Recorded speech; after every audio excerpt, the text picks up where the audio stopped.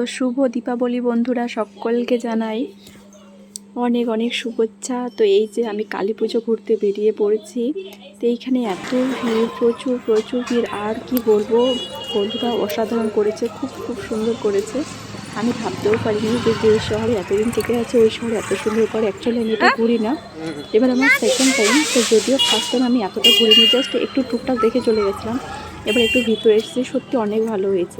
এই যে আমরা ছোট্ট লিটিল ফ্যামিলি, আমরা তিনজনে ঘুরতে বেরিয়ে পড়েছি। খুব সত্যি খুব সুন্দর হয়েছে, যেরকম প্যান্ডেল সেরকমই মানুষের ভিড়।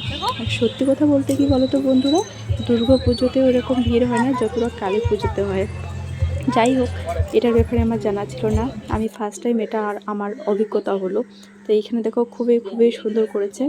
এটা একটা এলিফেন্টের উপর ছিল, খুবই সুন্দর হয়েছে। পুরোটাই ডিজিটাল লাইট দিয়ে ভর্তি, খুব সুন্দর। আর কি বলবো, সবাই তো মানে খালি পিক ওঠার জন্য পাগল, পিক আর ভিডিও। এত মানে লোকের এখন কোথাও গেলে এটাই লাগবে, মানে এটাই ইম্পর্টেন্ট।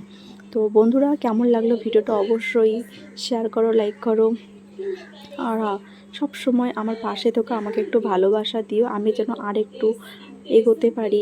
এটার জন্য আমাকে অবশ্যই তোমরা সকলে সাহায্য করো। তো তোমাদের এখানে কীরকম হয় আমি জানি না, বাট আমাদের এখানে এরকম হয়। দেখো লাইট, আর এই যে আমরা এত ভিড়ের মধ্যে ফেসে গেছি। আর এখানে বন্ধুরা এত ভিড় ছিল, দেখো দেখো পিছনে প্রচুর প্রচুর মানুষ। আর এরকম লাইন দিয়ে দিয়ে কিন্তু কালী ঠাকুর দেখতে হয় আমাদের। তো তোমরা দেখো, বাই বাই।